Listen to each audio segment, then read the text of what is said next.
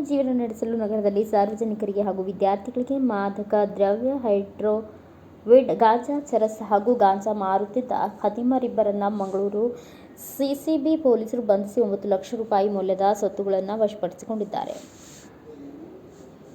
ಪಾಂಡೇಶ್ವರ ಸುಭಾಷ್ ನಗರ ನಿವಾಸಿ ತೈಸಿರ್ ಇಸ್ಮಾಯಿಲ್ ಹುಸೈನ್, ಶಿವಬಾಗನ ಮೋತಿ ಶ್ಯಾಮ್, ಕಾಸ್ಟೆಲ್ ಅಪಾರ್ಟ್ಮೆಂಟ್ ನಿವಾಸಿ ರೇಸ್ಟನ್ ಕಸ್ವಿಯರ್ ಲೋಭೋ ಬಂಧಿತ ಆರೋಪಿಗಳು. ಬೆಂಗಳೂರಿನ ಮಾದಕ ದ್ರವ್ಯವನ್ನು ಹೈಡ್ರೋವಿಡ್ ಗಾಂಜಾ ಚರಸ್ ಹಾಗೂ ಗಾಂಜಾ ಖರೀದಿಸಿ ಮಂಗಳೂರಿನಲ್ಲಿ ಸಾರ್ವಜನಿಕರಿಗೆ ಹಾಗೂ ವಿದ್ಯಾರ್ಥಿಗಳಿಗೆ ಮಾರುತ್ತಿದ್ದರು. ಈ ಬಗ್ಗೆ ಖಚಿತ ಮಾಹಿತಿ ಪಡೆದ ಸಿಸಿಬಿ ಪೊಲೀಸರು ಶಿವಬಾಗ 5ನೇ ಕ್ರಾಸ್ ರಸ್ತೆಯಲ್ಲಿದ್ದ ಖದೀಮರಿಬ್ಬರನ್ನು ಬಂಧಿಸಿದ್ದಾರೆ. ಬಂಧಿತರಿಂದ 8 ಲಕ್ಷ ರೂಪಾಯಿ ಮೌಲ್ಯದ ನಿಷೇಧಿತ ಮಾದಕ ದ್ರವ್ಯ ಹೈಡ್ರೋವಿಡ್ ಗಾಂಜಾ ಚರಸ್ ಗಾಂಜಾ ಮತ್ತು 2 ಮೊಬೈಲ್ ಫೋನ್ಗಳನ್ನು ವಶಪಡಿಸಿಕೊಳ್ಳಲಾಗಿದೆ.